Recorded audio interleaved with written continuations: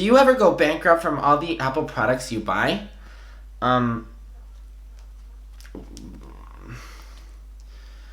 Maybe.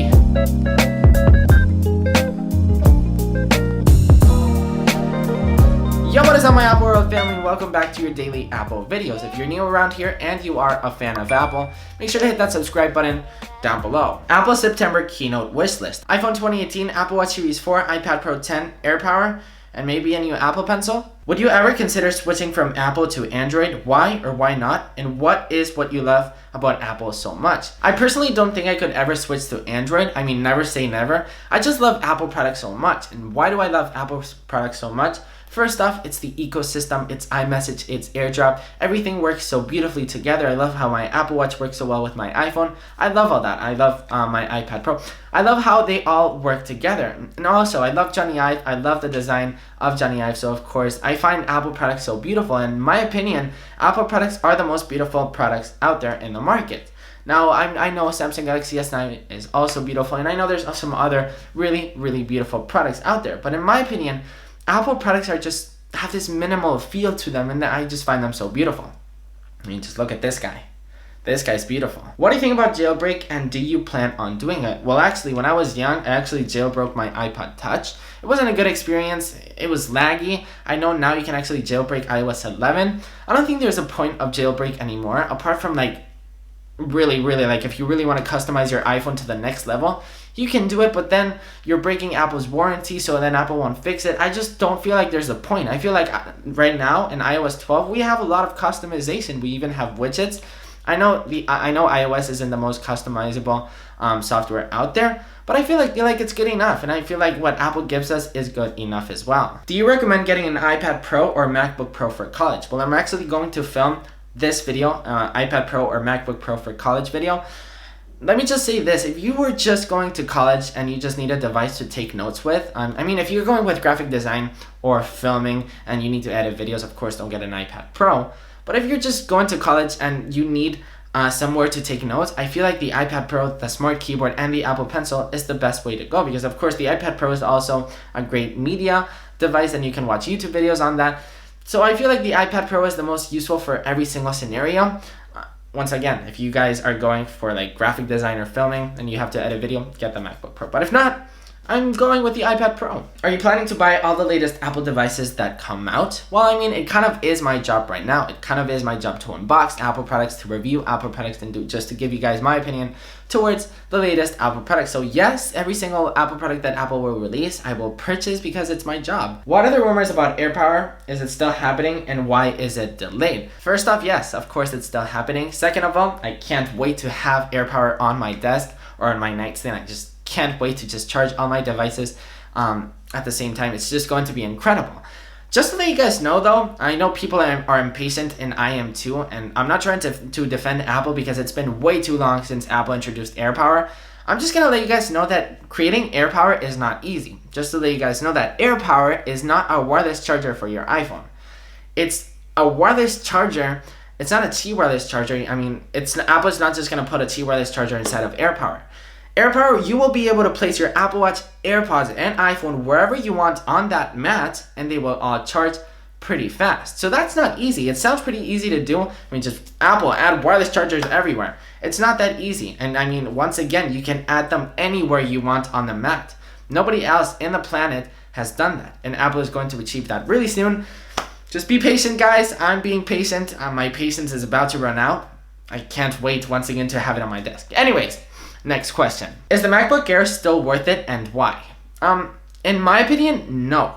Just because the design just feels so outdated. I mean, now with the 12-inch MacBook and the new MacBook Pros, they just feel like fresh and they feel new. Instead, the MacBook Air, I know it's really affordable, which by the way, if you're really in a budget, I'd say that yes, the MacBook Air is worth it because it's really affordable. And if you want to have your first Mac for the first time, I'd say yes, the MacBook Air is worth it for that instance.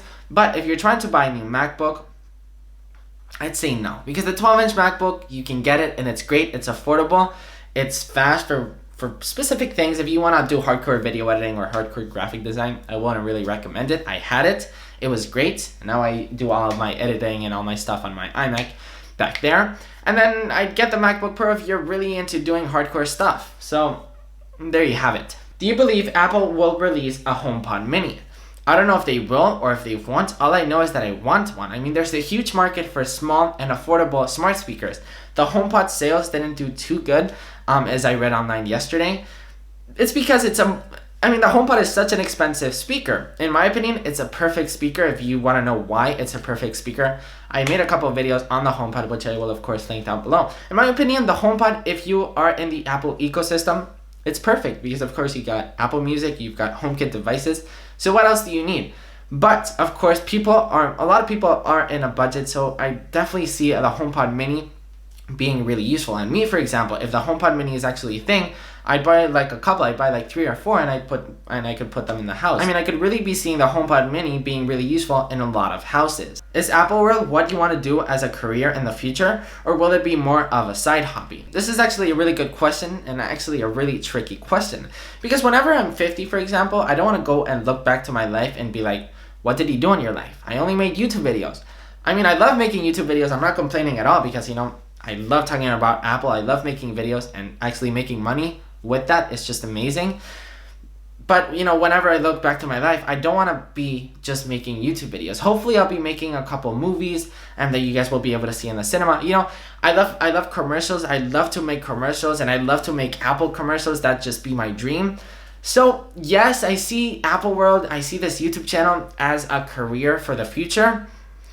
I don't know, it's just a tricky question. Right now, yes, I totally want it to be my career. Right now, hands down, totally. Who's your favorite YouTuber other than yourself? This is actually another tricky question because, of course, I have more than one favorite YouTuber. Concerning small YouTubers, I definitely say I Update OS, best Apple news at the moment, best Apple rumors, I Update is the way to go. BMacadelic has a lot of photography reviews, a lot of Apple videos as well, a lot of photography tutorials, a lot of Apple tutorials, so he kind of mixes what he likes to do, a couple lifestyle videos.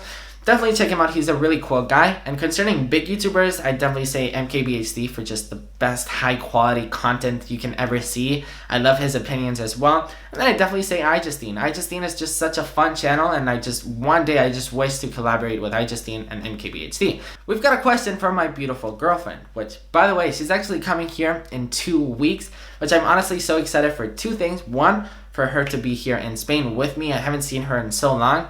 Second, for her to be here in the channel. So let me know in the comments down below, what videos would you guys like her and me to do in the channel?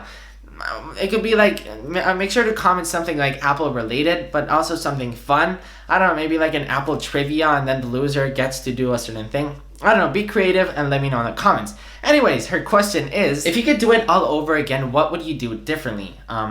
Babes, hopefully you mean YouTube-wise, because if you don't, I would have definitely gotten to meet you sooner because, you're my everything. But anyways, if you mean YouTube-wise, there's actually one thing that I totally regret doing here in the channel, and that's the weird tech series. I'm sure you guys remember the world's smallest iPhone video and the world's smallest MacBook video. They were great videos, but a problem with those videos were that they got so many views. They got over 700,000 views. I actually just deleted them the other day because I was getting so many views, so many subscribers from that video. Well, Nikias, what is wrong with more views and more subscribers? There's actually one problem, and it's actually a huge problem, which I regret so much. The weird tech series and those 2 videos have nothing to do with the videos that I always do and that I currently do now, which is Apple News, Apple Rumors, Best Apps, Apple Watch videos, iPhone videos, iPad Pro videos. The weird tech series were literally just funny gadgets, and so many people subscribed because they wanted to see more funny gadgets. And I don't want to do that. I did that once, it was fun, which I wish I would have never done. But now I have so many subscribers that I don't really want because they don't really watch my content. I mean, I'm 100% that none of you who are watching subscribe because of that video. So I just honestly have so many subscribers that I just wish I could pull away because they just never watch my content. So yeah, sorry about the YouTube drama, but that's one thing that I regret. Alright guys, so that's pretty much it for this video. Don't forget to do all of that stuff right there, and I will see you in the next one.